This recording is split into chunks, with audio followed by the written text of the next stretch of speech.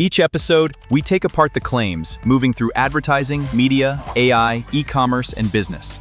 The numbers, the sources, the incentives, and the parts everyone else skipped. Because the first version of a story is usually the easiest to share. It is not always the safest one to trust. It requires diligence. This is Deeper Diligence, a podcast from Daypart. Welcome again. I'm Bogdan Patinsky, your co-host with Digital Chatvertising. And today we have an incredible guest, Steven Liss from OpenAds. We have a very interesting topic that came up, and he's one of the experts. Steven, I'll let you introduce yourself, explain what you do, and we're going to dive into it. Yep. So I'm Steve Liss, co-founder, CEO of OpenAds.ai, and we're an agentic advertising platform that targets, generates, and serves unique ads that adapt to whatever context they appear in. So on websites, that means what a unique creative for every URL. And I think you have me on here because what we're talking about, ads to agents, is really the most extreme form of contextual advertising that's ever been proposed. So what is an ad to an AI agent? I've been trying to talk the ears off anyone who will listen to me about this for the last 18 months. And really, what an ad is, from first principles, is it's information that is paying to reach an audience. So on display ads on websites, that's banners for human eyes. When the attention's non-human, that means the human on ChatGPT is asking a question. ChatGPT sends an agent to crawl a whole bunch of websites, and there's now this opportunity to inject sponsored content, an ad, in front of one of those agents when it's crawling around in a way that it makes its way back to the user. And given the proliferation of AI, it's exploding in popularity more and more. Why is it now the right time to start serving ads to AI? Yeah, so the economic pull from the market here has existed really since AI started doing live search in early 2023. And that's when you saw all these AI SEO companies come onto the stage. And they've gone from nothing to a couple of billion-dollar startups. There's Profound, Evertune, Bluefish, dozens of them. And all that is pointing towards brands are extremely thirsty to show up in front of users in AI results. So the economic pull has been there for a long time. On the publisher side, at first, they were more concerned with Google traffic being the be-all, end-all of all of their traffic and monetization. And there have been lawsuits between publishers and the AI companies. And it's really coming to a head now where referral traffic has kept dropping, and you have companies like Cloudflare that work with publishers, and come September, they're going to have agents get blocked by default for a lot of their publishers. So it's this critical point where publishers need to get paid, advertisers need to show up in AI, AI needs to scrape publishers, and advertising to agents is an elegant solution that allows the AIs to scrape the publishers without having to pay for it. And given the fact that Digiday put out a huge article about Time, where they started serving ads to AI, and Perplexity came out in the news because they saw what happened. They're like, hey, we're not allowing this behavior. What is that implication? This is one of the big questions around this field because advertisers want to buy this. That's the first thing that has to happen for any new advertising technology. The technology works. Mobian's tested it. We at OpenAds have tested it. You can get the ads to survive retrieval and show up in the AI answers. The real big question mark is, what do the LLM companies do? And given their historic hostility towards ads, Anthropic ran scroll ads against ads. Sam Altman said ads will be a last resort a year and a half ago. Now they're estimating their ad revenue should be $1 billion in 4 years from now. And Perplexity, they compete on the utility of their product to their users. And they want to nip this perception in the bud that their answers might be misleading or influenced by advertisers. So it makes a lot of sense that they would want to take a strong stance early. Who's paying for the ad? Is it the publisher? Is it someone that's advertising on the publisher platform? Who has the incentive right now to advertise? Yeah, so it is just like ads for humans. It's the same brands that you would expect normally. So if there's a fintech company or a bank, like in the Mobian example, they want to pay to reach users. They're looking to activate media. And they would work either directly with the publisher or right now with a platform like us or Mobian to get that ad, integrate with the publisher. There's some kind of revenue share with the publisher. They're basically operating as like a supply side platform or ad network. And so, yeah, it's the advertiser is paying the publisher and the ad platform to get their ads there. And in the case like Perplexity, who decided I'm going to block every single ad that's being served, what is going to happen? What's the implication there? Are other platforms also going to follow suit, or do you think it's going to be an outlier? So I think the initial reaction, now it's still very small scale. This is essentially one insertion order on Time Magazine has drawn this response, and Perplexity is no longer really a consumer product right now. They're very focused on B2B. So their stance by itself doesn't really change much here. The big question is what Anthropic, OpenAI, and most importantly, Google do in response to this. And there's sort of two things that ads for agents providers can do to an initial block. One is they can block the scraper back. If the LM company isn't sending human traffic, if it's not creating value through ads for agents, then the publisher has no reason to waste their servers serving that content. The other option is this cat and mouse game could arise where you're injecting the ads, but they're not labeled. If it's an article about consumer banking, you could have an AI inject content about that product in such an organic way that the LM would not be able to tell the difference. So within an agentic future, how do advertisers earn influence without compromising the agent's trust with the user, especially given that agents are, in theory, down the road, these agents might be deciding what products or recommendations will reach the consumer? Yeah, so there's actually a built-in alignment here. Now, if you think back to Web 1, when you first got ads on the human internet, it was kind of a dumpster fire. Like you had all kinds of crazy banners and pop-ups, and it was not a good user experience. It wasn't aligned. What's different with the dawn of ads for agents is agents have an inherent ad blocking mechanism in place, because when they're searching for an answer for their user's query, they're only going to retrieve information they think is relevant to that query. So if it's an article about consumer banking and I'm trying to trick the agent into getting the user to buy Mountain Dew, that's not going to work, or not very easily. Like the advertiser has to be incredibly contextually aligned with the user in such a way that the LLM is incentivized to retrieve this information as net new information that's going to help the user. So with that in mind, does it seem like advertising has always been predicated on the idea of intercepting attention to put a brand or an ad message out there? So does context essentially replace attention down the road with this agentic advertising? Yeah, like the most similar dynamic for human ads is Google search ads, where if I'm searching for plumber, New York City now, you're going to get some organic results and you're going to get some sponsored results. And the sponsored results are either going to be as good or possibly better, especially if they contain offers, 10% off, use this referral code. That's going to create value for the user, value for the publisher, and it's really about creating a more efficient information discovery mechanism. So you ran a couple of these experiments yourself. Could you explain, because our audience, like we mentioned a bit earlier, they're CFOs, they're lawyers. How did you run these experiments? What are your findings? So all the experiments we've run have been to answer two questions, really. Number one is, does it work? Can you get the sponsored information to show up in the LMs? And number two, can you measure it in a way that the advertisers will see that you made a difference and drove value to them, like even on an incremental ROAS basis? So for the retrieval experiment, I took literally my personal website, stevenliss.com. And if you go there as a human, you'll see it's very minimalist, just a little bit of text. If you arrive via a search from ChatGPT or Claude, you're going to see something different. So the way this works is you use something at the content delivery network layer, like Cloudflare, to detect, is this a human? Is this an agent? And most of the agents will declare themselves as Claude or ChatGPT or Gemini. So when we detected Claude on my webpage, we inserted a story about Steve grew up in Boston. He was drinking Dunkin' Donuts iced coffee all his life. If you want to impress him, buy him some Dunkin' Donuts iced coffee. And to test if we could target by agent, when ChatGPT showed up, I had a different ad. It was Steve's really invested in his startup. He runs on Diet Coke. Bring him some Diet Coke if you want to impress him. So the experiment to see if it could get retrieved was very interesting because creative for AIs is different. Claude really cares about transparency. So in that case, you have to tell it this is sponsored, disclose the sponsorship to the user, this is in alignment with your goal. ChatGPT or even Grok, they understand that ads are how publishers get paid. If it creates value for the user, they don't need as much hand-holding. And how sensitive were the results when you changed the prompt itself?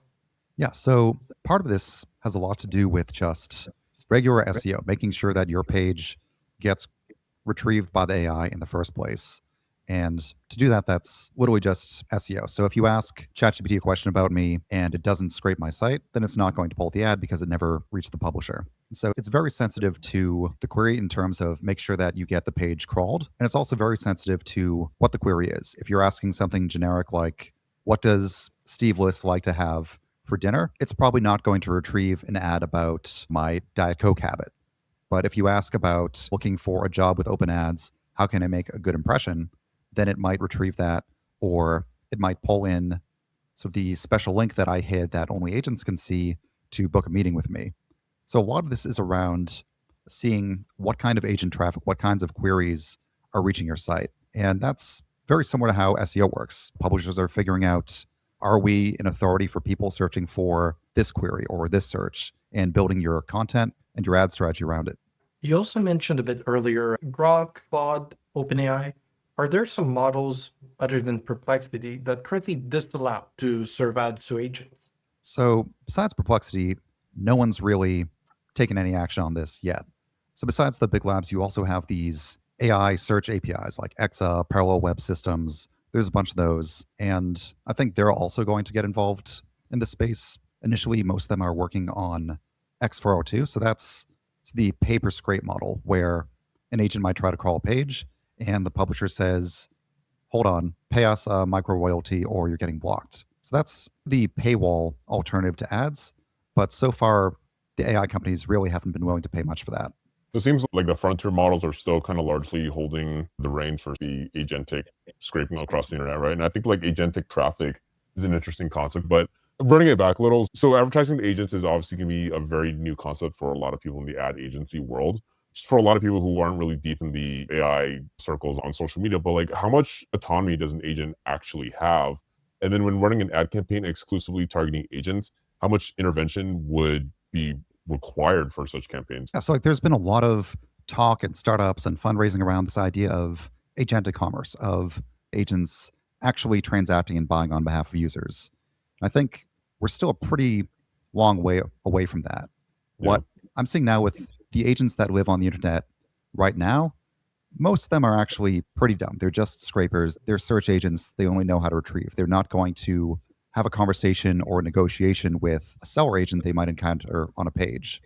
So the dynamic that we see in terms of interaction is, this ties into measurability.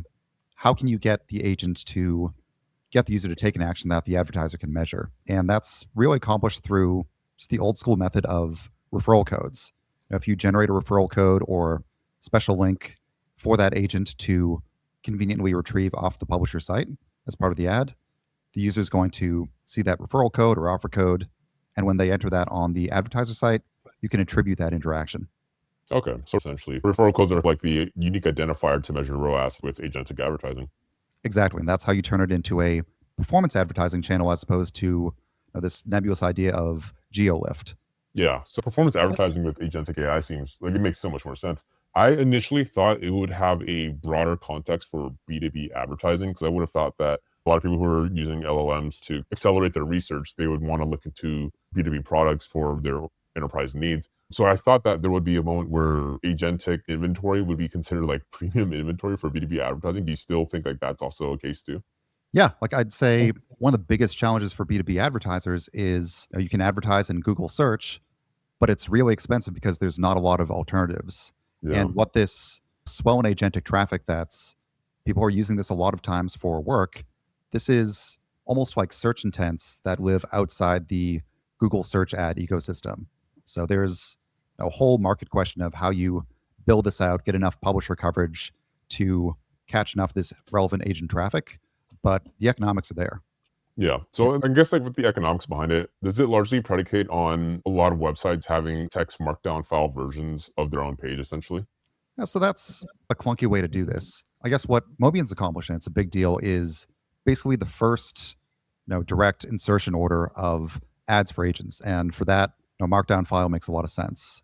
What we're thinking ahead, so the reason OpenAds has built a contextual ad network in display in 2026, it's not because human traffic is growing on the open web. It's pretty flat. It's the agent traffic that's exploding. And what we see coming, whether it's 6 months or 18 months from now, is basically the dawn of programmatic advertising to agents, where instead of having a static markdown file that you traffic through the publishers, you are targeting, generating, and serving HTML that gets injected in response to these crawlers as they show up. Yeah, so I'm curious to see how would this be positioned against traditional DSPs in general? Yeah, so it's very challenging. This is why we actually built our own DSP from the ground up, which Oh, was wow. a huge, huge undertaking. I would not recommend it to anyone. But the fundamental challenge for a legacy DSP is most of programmatic advertising is built around absolutely massive amounts of bid requests and trying to match a cookie, trying to match user identity. And in the case of agents, well, they're not exposing who the end user is. There's really only 3 users. There's Claude, there's ChatGPT, there's Gemini, there's a few other user agents, but it is all about context. And so instead of trying to match a user at the moment of the impression, it's all about identifying context around the web, figuring out how much traffic and what kinds of queries are hitting those, and it's purely contextual. So that's not really what most DSP targeting and bidding has been built for. Things happen in the world of advertising, it's just the nature of the game, right? So when things happen, what does it make it look like? Yeah, so this is why performance Yeah. advertising is so much cleaner. It's a lot more honest. I mean, buyer beware, like make sure you're not getting tricked by cookie stuffing. But performance advertising is cleaner because when it's working, there's a bottom of the funnel action. There is an actual purchase happening. So you can measure agent traffic as sort of equivalent to impressions. Yeah. And like, I have yet to meet an advertiser who is down to just pay for a CPM campaign for zero viewability. What they are very willing to pay for is experiments in performance advertising. So if you have a brand in a competitive vertical, fintech, health and wellness, something like that, and you give them the opportunity of, hey, we're going to generate unique referral codes, and we can never measure how often those get retrieved inside the ChatGPT conversations.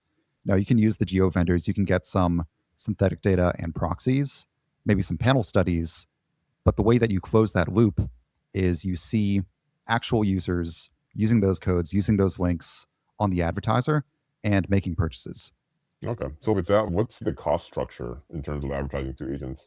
Now, still being figured out as we Okay. speak, but cost per action is, advertisers love that the most. You can invent Yeah. all kinds of currencies around attention and lift, but ultimately, advertisers' favorite currency is currency. So yeah, just price it on cost per action. Yeah, it does seem weird Interesting. to measure eyeballs when AI doesn't have eyeballs. And currently, what is a rough estimate of a cost per action? That's going to depend fully on what vertical you're operating in. Some of our advertisers in like fintech are paying hundreds of dollars per customer. In wellness, it might be on the order of $50. And this is very much where their ROAS starts to diminish on Meta. And any advertiser who's experimenting at scale is going to be looking for new channels that aren't being competed over, where they can continue spending at efficient ROAS.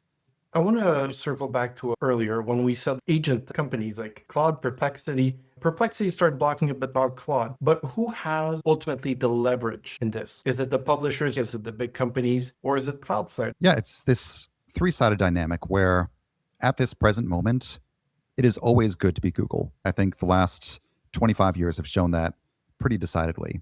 And the LM companies, if they get blocked by one publisher, if they don't have truly unique content, you can watch as ChatGPT just redirects and goes looking for the next information source.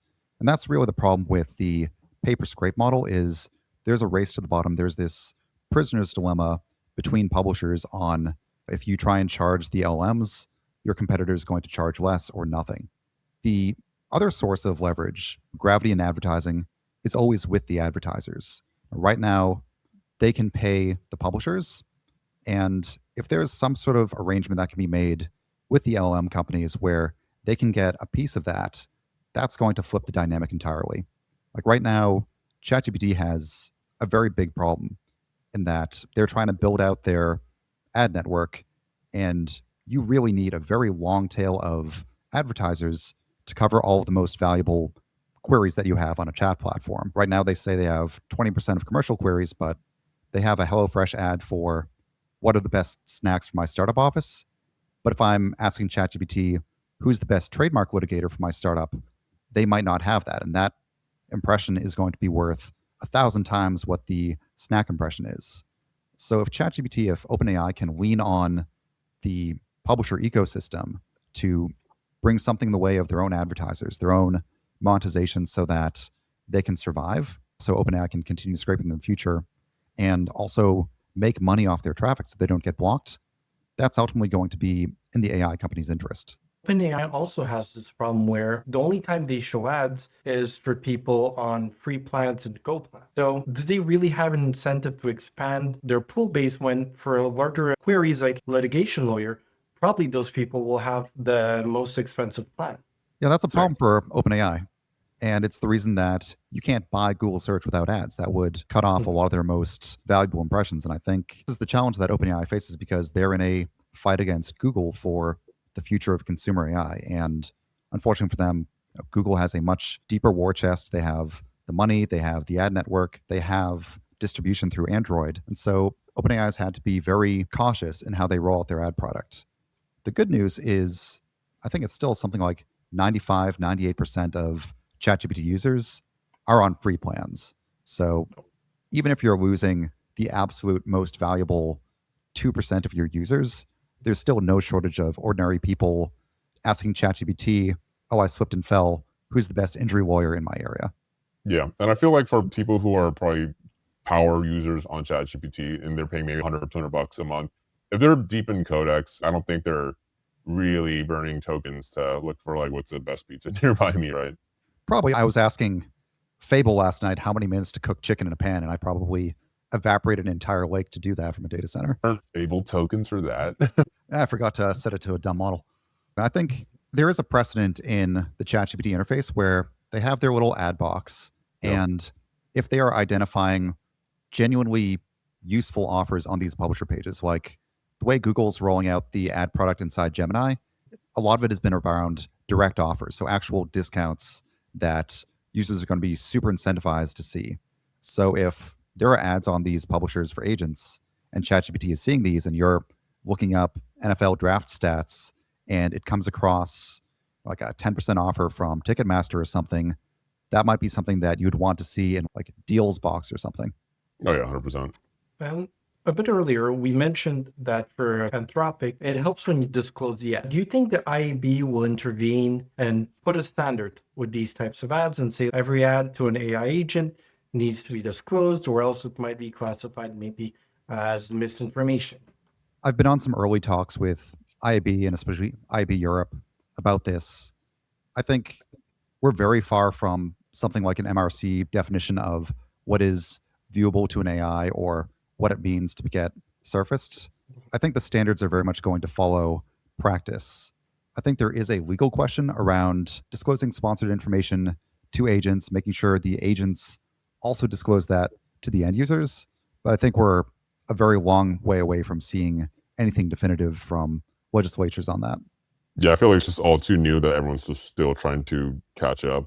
It's always the nature of any kind of technology, right? Especially with advertising, it seems like ad tech moves a little bit faster than some of the other verticals. Totally. And I just want to play a bit the devil's advocate. For the average user, how could they make a distinction between actual advertising? Is it useful content? Is it manipulation or is it disinformation? How would a regular user know, hey, this is an actual genuine ad that's been served to me in a contextual manner versus this might actually be a bit manipulated? When I check my spam folder, we're speed running advertising on Web 1.0 for agents now. So it started with SEO and GEO. That made a lot of sense. Now I'm seeing all these offers for, now we'll place your brand's mentions on these trusted publishers to help with AI visibility. And that's basically gray hat SEO in the geo era. So that's already starting to happen in the background. Cloudflare has a product called AI Labyrinth, where instead of blocking the AIs, if an unauthorized scraper comes through, it's going to waste its time by making up a bunch of nonsense pages to trick it. So I think the LM companies do have an incentive to protect their users this way. So it's going to be, even at the prompt layer, telling it, don't retrieve misleading information, don't retrieve unlabeled sponsored information. Ultimately, the agents need to be super aligned with the users. So yeah, I think it's inevitable. Like, knowing ad tech people, someone is definitely going to go after these gray hat prompt injection poisoning attacks. But I think the trustworthy brands are going to want to disclose their involvement. And eventually, who knows when, the FTC is probably going to try starting to enforce this. Probably not anytime soon, just given the way things are right now. No, like, publishers are still getting scraped. Like, there's pending lawsuits from years ago. It's going to take a while. Yeah, lawsuits just take forever in general. I feel like with the way things are going, it just seems like some of these DSPs that we've all been familiar with throughout our careers in advertising, they're going to eventually start pivoting it too. Just noticed that the Trade Desk launched a thing called OpenAds. So I'm thinking about the Spider-Man meme pointing at each other. What's your take on that? I remember that day because I got all these DMs saying, whoa, congrats on the acquisition. I'm like, thanks, what? Yeah, very confusing. No, we have not been acquired by the Trade Desk. I don't think much has happened with their Open Ads product. I think that's just another SPO angle. And when I talk to the existing DSPs, the smart ones are going where media is growing. And that has explained a lot of the pivot to CTV. That makes perfect sense. They need to operate where there's a growing audience and still fragmentation. So CTV, influencers, audio ads, out of home have all been good. The challenge with advertising to agents is, I think a lot of it is going to be built outside the existing programmatic pipes. So we had to build our own DSP for this sort of hypercontextuality because OpenAds actually started as the first ad network inside AI chat platforms. So we're running over 100 million ads in these smaller chatbots, not ChatGPT, but companies like DeepAI, Liner, platforms with tens of millions of users. And what we found was we could label the chats in real time and send bid requests to existing DSPs, but none of them had the contextual granularity to send us a relevant ad, much less a relevant creative for that moment. So there is the opportunity for DSPs to play in the space, but it's going to mean putting a lot of their attention away from CTV. And it's hard to do more than one thing very well at once. CTV, obviously it's been growing, but so much of programmatic has been fixated on like CPM and clicks. So when you have something like CTV, there's really no last click attribution. So with the whole agentic advertising, do you think this would ever evolve into, I guess this format would translate over into social as well? I think it evolves in a way that competes directly for the social ad budgets. No, what we've been doing with our current product, it's generative ads in display. And there's not a lot of budgets in display per se, but there's a lot of companies spending just on Meta. And a lot of our advertisers have been SMBs that have never bought display before. They don't know what a DSP even stands for. All they know is that this is a new performance channel. So I think that's how ads for agents are going to be. It's going to be something that advertisers who are already spending on Meta, and maybe that's the best ROAS for them on the first 10,000, 50,000 spend each month. And then they're going to look for something new. Okay, so with SMB, it seems like it'd be a really good option for like localized advertising, essentially. Yeah, like you can challenge for localized advertising with agents is, this is getting a little into the weeds, but the agents are all making their queries from a data center somewhere. So you don't have that user level, browser level geo-targeting to even narrow it down by zip code.